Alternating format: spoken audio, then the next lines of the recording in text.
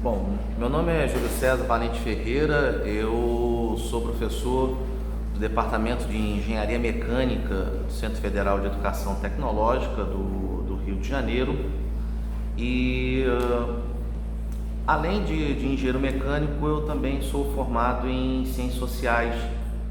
Eu tenho duas graduações, fiz um mestrado em Engenharia Mecânica. Em um determinado momento da minha vida acadêmica no Cefet, eu resolvi trocar a minha linha de pesquisa. Já estava há muito tempo pesquisando sobre o comportamento mecânico de materiais e em determinado momento eu falei, não, vou mudar. E numa dessas pensando, carnaval. Por que não carnaval? Eu gosto de carnaval. Carnaval tem carro alegórico, tem material de fantasia, tem área de gestão, tem muita coisa tem a ver com engenharia. Beleza, vou pesquisar sobre carnaval, mas e aí, eu vou fazer aonde? E aí essa foi a grande dúvida. Comecei orientando alunos de iniciação científica, orientações de trabalho de conclusão de curso, de projeto final, na engenharia de produção, na engenharia de controle e automação, então já também com bagagem na área de gestão. Então, vou fazer aonde? Não vou fazer na engenharia de produção. Queria algo que eu pudesse trazer contribuições para esse diálogo que eu já estava promovendo. E, sim, sem qualquer tipo de planejamento, um dia eu abri o armário do escritório e vi um livro verde, que é a Memória Social. Falei, mas por que eu comprei esse livro? Não sabia. Aí abri o livro, falei, poxa, interessante. É um programa da Unirio de Memória Social. Aí fui no site, poxa, tá aberta as inscrições. Bom, até semana que vem. Bom, tem que parir um projeto de pesquisa. Então foi assim que eu cheguei aqui. Então, sem qualquer tipo de planejamento, ao acaso. No dia da prova de entrevista, após passar pela prova escrita, os membros da banca mesmo falaram, olha, já apareceu de tudo aqui, psicólogo, arquiteto, mas engenheiro é o primeiro. Então isso só reforçou para mim a certeza de que eu estava indo para o local certo. E eu entrei em 2014, doutorado, e terminei em 2018. E a minha discussão foi sobre o carnaval dos blocos de enredo, né? Nessa época eu estava trabalhando com as escolas de samba da Intendente Magalhães, quer dizer, as que não desfilam na Marquês de Sapucaí, onde você tem uma produção acadêmica muito reduzida, e ainda continua muito reduzida. E nessa época houve uma modificação dentro da Rio Tour, que é a autarquia do município responsável pelo carnaval da cidade, pelas políticas de carnaval de turismo, de que as escolas de samba, nas últimas posições do último grupo, iriam se transformar em blocos de enredo. E aí eu me perguntei, mas que raios é esse negócio de bloco de enredo? E rapidamente descobri que se tratavam de agremiações que desde 1965 estão na ativa. Na verdade, alguns blocos já são da década de 40. Hoje é a liga mais antiga em atividade, a Federação dos Blocos Carnavalescos. E produção acadêmica zero, absolutamente zero. Falei, pronto, eu encontrei o meu tema, é com ele que eu vou. E no primeiro momento, a ideia era, sim, de trabalhar a questão de processo de produção, de desfile, de organização da comunidade, como esse conhecimento circula, como a memória opera. Só que é aquilo, você planeja, o seu projeto de pesquisa é uma coisa, o campo muda completamente, e o campo transformou completamente a pesquisa, Então, aos poucos, camadas foram aparecendo, dramas sociais ao longo dessas 5 décadas. Os blocos de enredo, por exemplo, até 1987, o sábado de carnaval era na Marquês de Sapucaí, era dos blocos de enredo, e houve todo um processo de retirada e de esquecimento dessas agremiações. Ela chegou a ter, a Federação de Blocos, ter mais de 300 filiados, 12 grupos, desfiles do centro da cidade até Sepetiba, e hoje apenas existem 3 grupos desfilando no centro da cidade e na Intendente Magalhães somente.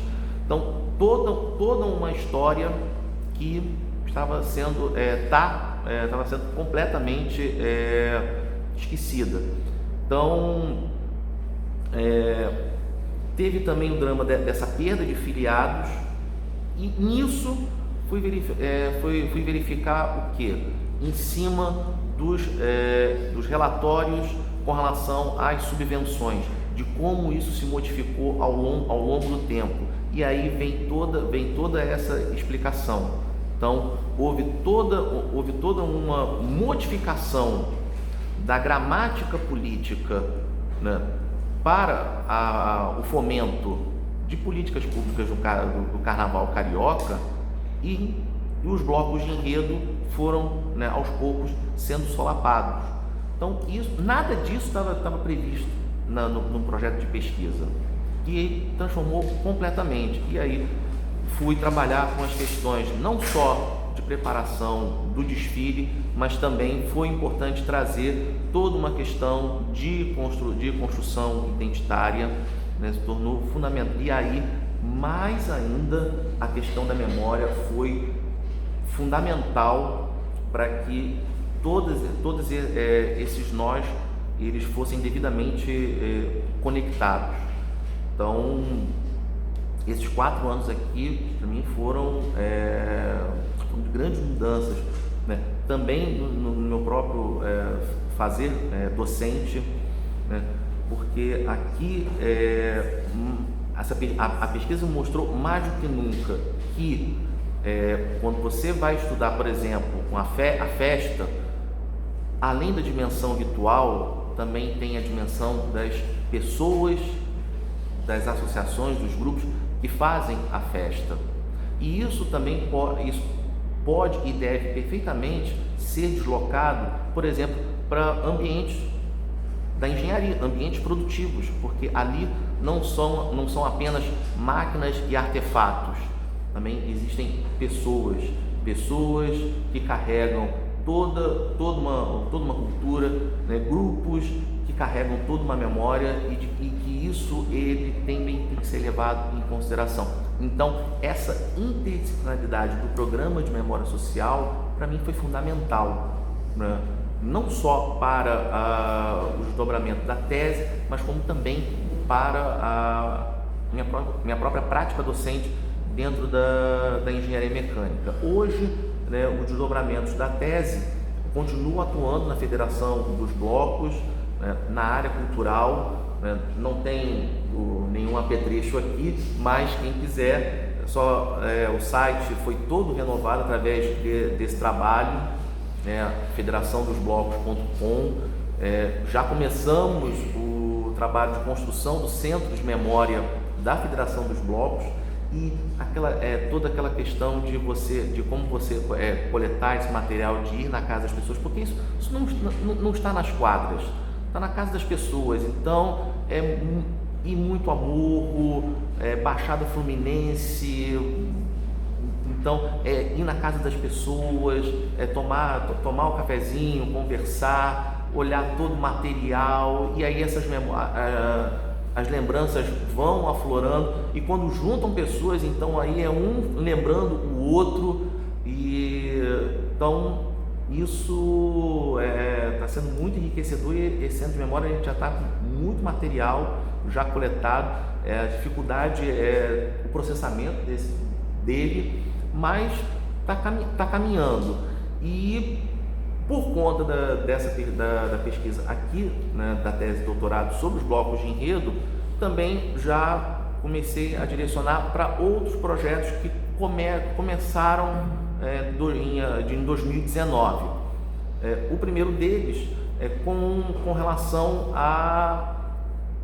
ao Carnaval de São Paulo, né? Porque em São Paulo também fui descobrir que existe blocos de enredo, lá eles chamam de blocos de fantasia, e com uma dinâmica completamente diferente do Rio de Janeiro.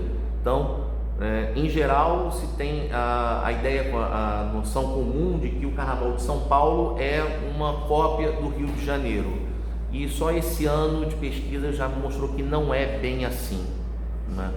E também lá um fenômeno que já ocorre, que agora está começando no Rio de Janeiro e que não há produção acadêmica alguma sobre isso, que é as escolas de samba ligadas a clubes de futebol. No Rio de Janeiro esse movimento começou em 2019, e em São Paulo, ligado a torcidas organizadas, isso já existe desde a década de 70.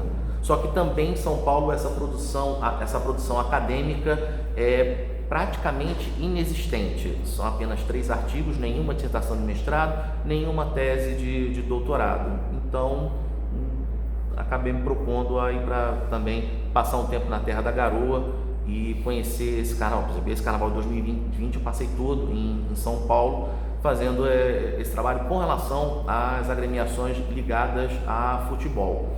E uma outra vertente com a qual começo a trabalhar é com relação às políticas públicas para o carnaval, em especial a Rio Tour, porque também não há estudo, ainda não há produção acadêmica sobre a história da Rio Tour e sobre a construção de políticas públicas para o Carnaval do Rio de Janeiro a partir deste vetor que é importantíssimo. É impossível você pensar o Carnaval do Rio de Janeiro sem pensar, sem refletir sobre a constituição e a atuação da Rio Tour. Então também comecei a trabalhar nessa temática.